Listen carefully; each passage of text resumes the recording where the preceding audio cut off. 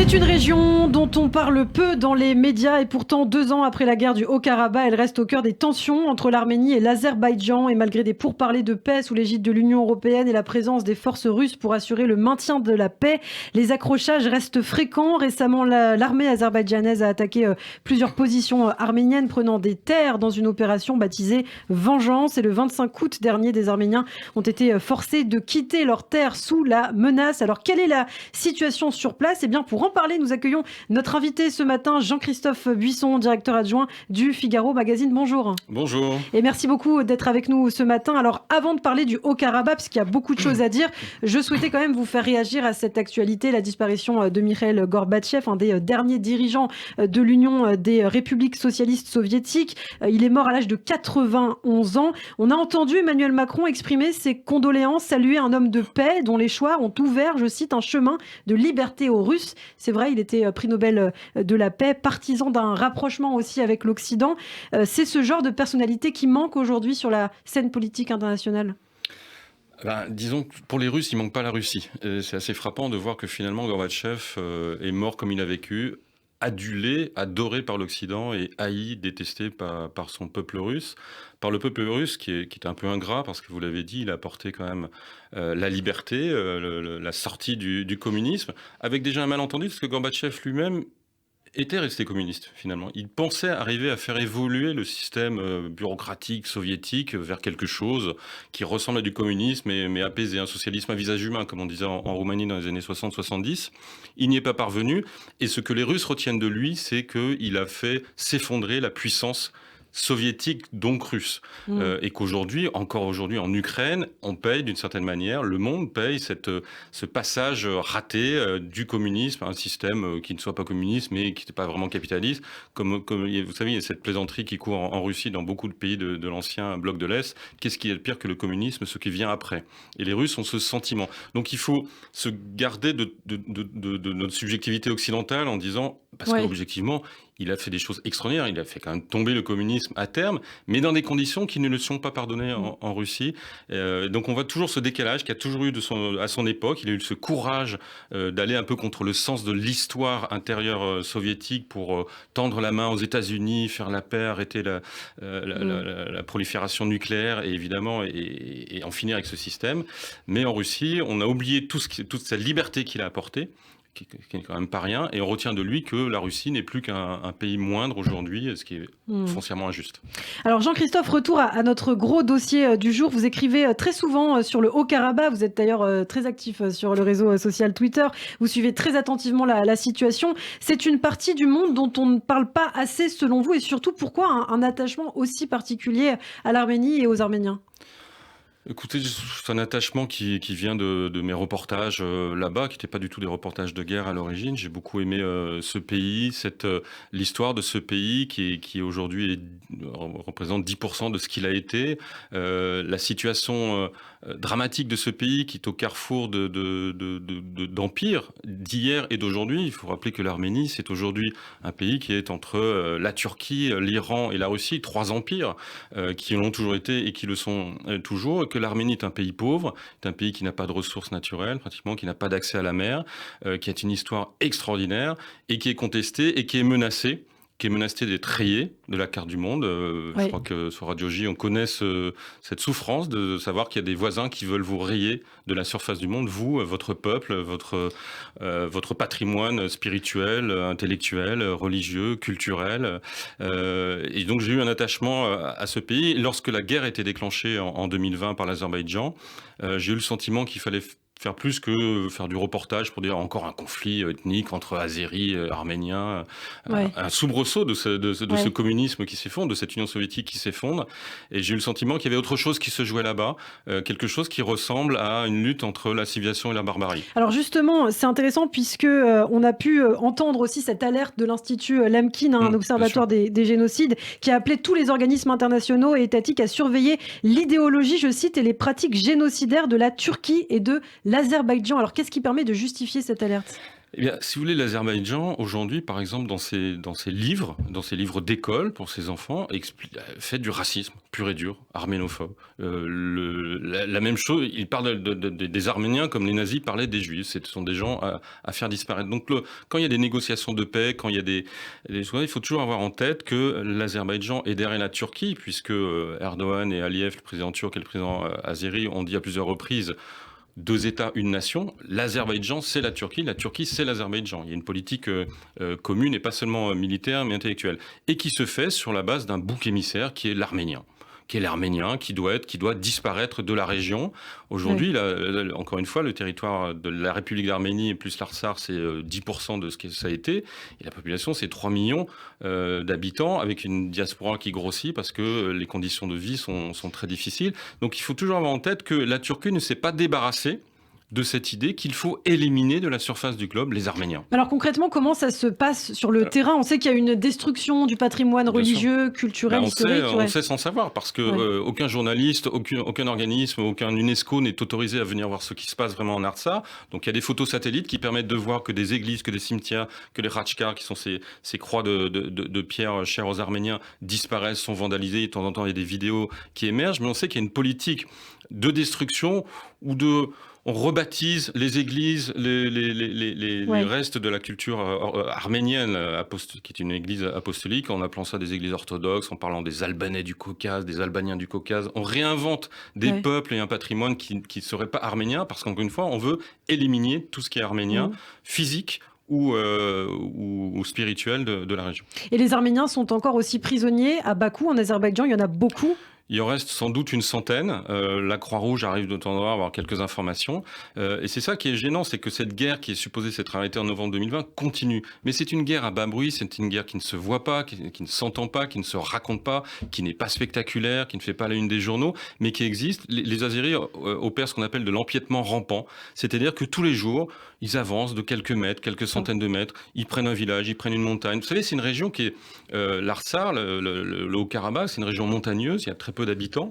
Ce sont des agriculteurs, des éleveurs qui vivent là, vous avez des fermes isolées. Et donc les Azéris arrivent, entrent dans le village, chassent. Les Russes regardent sans bouger parce qu'ils sont dans une situation où le moindre geste aujourd'hui ne leur serait pas pardonné. Et les Azéris profitent de la faiblesse de la Russie aujourd'hui qui est occupée ailleurs et qui est mis au banc de la communauté internationale pour avancer leur pion. Parce que leur objectif, ça s'appelle de l'épuration ethnique. C'est-à-dire c'est de vider la région de ses habitants en rendant la vie des Arméniens de cette région impossible. Alors, selon l'analyste Tigran Yegavian, que vous connaissez bien, l'Azerbaïdjan n'est pas satisfait de la situation consécutive donc à cet accord trilatéral de cessez-le-feu, et son but est d'exercer une pression maximale pour étrangler ce qui reste du Karabakh arménien. Mais les Arméniens vont où exactement quand ils partent ? Alors, il y a un exemple très précis qui est ce que vous avez évoqué en début d'émission, c'est 3 villages du corridor de Lachin qui ont été vidés de leurs habitants. Certains ont d'ailleurs brûlé leurs maisons parce qu'ils ne voulaient pas que ces maisons appartiennent désormais aux Azéris. La plupart sont partis en République d'Arménie. Quelques-uns ont été relogés en Artsakh. Et c'est bien ça l'objectif qui est celui des dirigeants de l'Artsakh, c'est de garder sa population. S'il y avait eu 300, 400, 500 000 habitants en Artsakh, la guerre ne serait pas passée comme elle s'est passée. Aujourd'hui, il reste 110, 120 000, il y en a 30 000 qui ne sont pas revenus. Et il y a une pression de l'Azerbaïdjan, on coupe l'électricité, on coupe l'eau, on passe des coups de fil la nuit, on sabote Internet, on tire sur les paysans en train de faire leurs vendanges et leurs foins pour, encore une fois, dire aux gens ne restez pas là, vous n'êtes pas tranquille, allez plutôt en Arménie ou en Occident, puisque il y a une grande diaspora, il y a 10 millions d'Arméniens qui vivent en dehors de l'Arménie, mais ici c'est chez nous. Et ce chez nous, ce qui est dramatique, c'est qu'il date de l'époque de Staline. C'est Staline qui a décidé que le Artsakh devait faire partie de l'Azerbaïdjan, alors qu'il était peuplé à 99,9% d'Arméniens.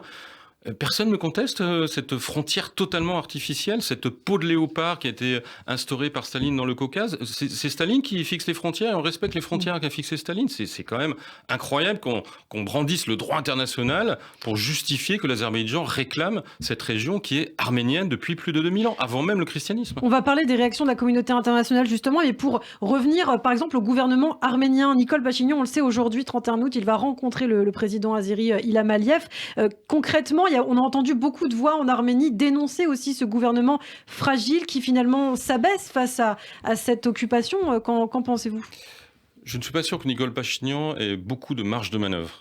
Arat Toranian l'a très bien dit sur votre antenne il y a quelques jours. Il a essayé de se tourner vers l'Occident après la révolution il y a 4 ans. Il a échoué et la Russie lui a fait payer cette tentation, cette tentative de se tourner vers l'Occident en rappelant ici, c'est nous qui contrôlons le Caucase Sud. Les Russes avaient besoin de remettre les pieds dans la région parce que la Géorgie est quand même devenue assez anti-russe. Elle était même sur le point d'entrer dans l'OTAN. Vous vous souvenez de l'Ukraine, je vous rappelle que c'est pour cette raison-là qu'elle a été envahie. Ouais. Et l'Azerbaïdjan, oui, beaucoup d'amis d'oligarques azéris sont proches de Poutine, mais quand même l'Azerbaïdjan a fourni un certain nombre de djihadistes. Ils peuvent traverser le Caucase pour se rendre en Tchétchénie, on est situé du nord, donc la Russie regarde l'Azerbaïdjan quand même avec un œil circonspect, et en dessous il y a l'Iran. Et donc la Russie, trop contente, d'un seul coup elle a le prétexte pour remettre les pieds vraiment dans cette Arménie qui n'a encore une fois aucune ressource, mais qui est très importante géopolitiquement parce qu'on est proche de l'Iran, proche de la Turquie qui est un pays de l'OTAN. Alors aujourd'hui évidemment Erdogan et Poutine s'entendent. Erdogan joue un jeu, c'est pour ça qu'il se passe pas trop de choses en Artsakh aujourd'hui, parce qu'Erdogan dit à Aliyev, calmez-vous, là je suis en train de discuter avec Poutine, j'ai des accords à faire, même s'il fournit des drones, les mêmes drones qui ont tué des Arméniens en Artsakh à l'Ukraine. Erdogan joue un jeu à plusieurs bandes, parce qu'il a la perspective d'une élection présidentielle l'année prochaine, donc il fait de la géopolitique tous azimuts dans tous les sens, donc il veut surtout pas à nouveau un conflit qui pourrait à nouveau le distinguer. Mais il a toujours en tête cette idée que cette région-là, si l'Azerbaïdjan peut la reconquérir et peut débarrasser la région d'Arméniens, allons-y. Le 18 juillet dernier, Jean-Christophe, Emmanuel Macron et Ursula von der Leyen se félicitaient d'avoir signé avec le président azéri Ilham Aliyev un accord sur le gaz. Donc cet hiver, les Français et les Européens se chaufferont en grande partie grâce à ce gaz azéri. Et 15 jours justement après la signature de cet accord en juillet, eh bien, la guerre éclatait à nouveau dans le Haut-Karabakh, dans le plus grand silence de la communauté internationale. Est-ce qu'il y a un lien, selon vous, justement ? Est-ce qu'il y a un lien entre cet accord et... Ouais. Ça montre que l'Azerbaïdjan, de cette manière, s'amuse avec l'Occident. L'Azerbaïdjan, c'est une dictature. Il y a des opposants qui sont soit en prison, soit morts, soit en exil.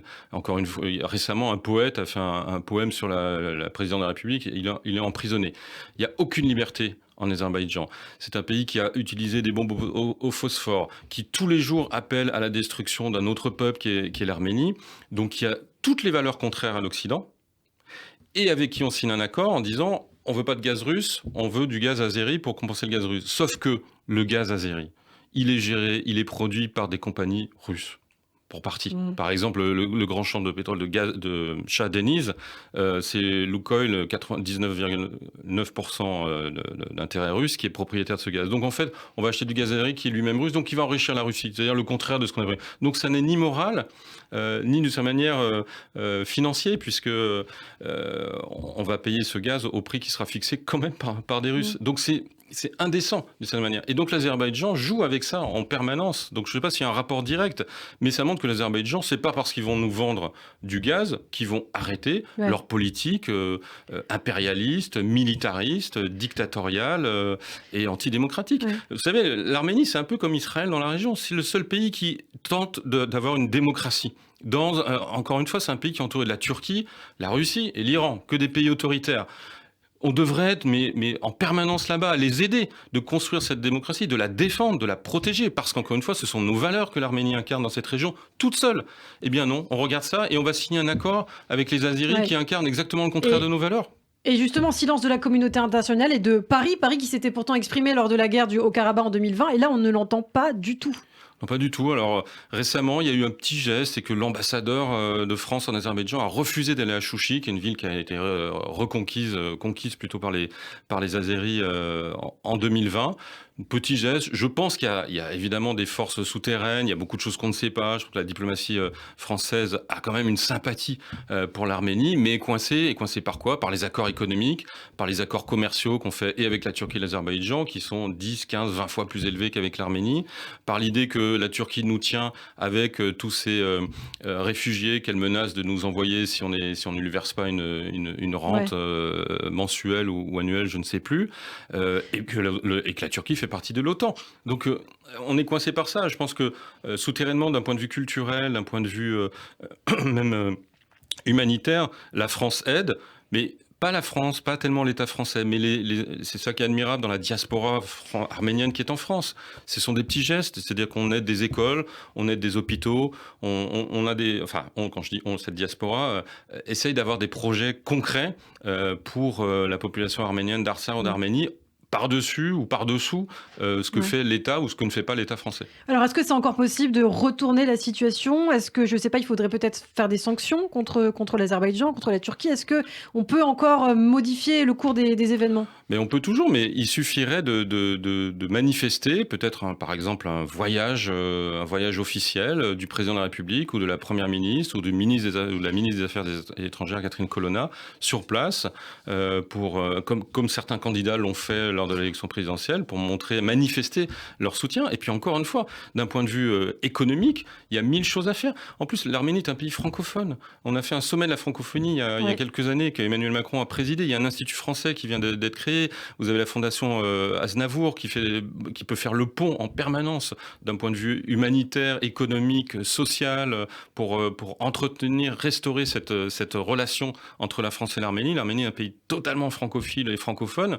On pourrait faire beaucoup plus de choses qui ne soient pas politiques. Tout est politique, donc ça sera politique d'une certaine manière. Mais on peut faire des choses, encore une fois, sans le label politique, qui relève de la politique et qui montre que la France soutient, aide et veut protéger ce petit pays qui est notre allié depuis des siècles. Eh bien, merci beaucoup Jean-Christophe Buisson, directeur adjoint du Figaro Magazine. Et j'en profite pour dire qu'il y a un projet. Vous avez participé notamment à l'écriture d'un livre au Haut-Karabakh, le livre noir, notamment avec Sylvain Tesson, c'est ça Entre autres, voilà. Et puis et politiquement, ça va de Olivier Faure à François-Xavier Bellamy, donc tout le spectre politique, tous ceux, des artistes, des journalistes, des philosophes, des écrivains. C'est un livre dirigé par Eric Dénessé et Tigran Yeguevan que vous avez cité tout à l'heure et qui est publié aux éditions Ellipse et qui vient de sortir et qui, j'espère, mettra un petit peu plus d'éclairage sur le sort dramatique des Arméniens d'Artsakh abandonnés de quasiment tous. Au Karabakh, le livre noir. Merci beaucoup Jean-Christophe Buisson, à très bientôt sur Radio J. Merci beaucoup.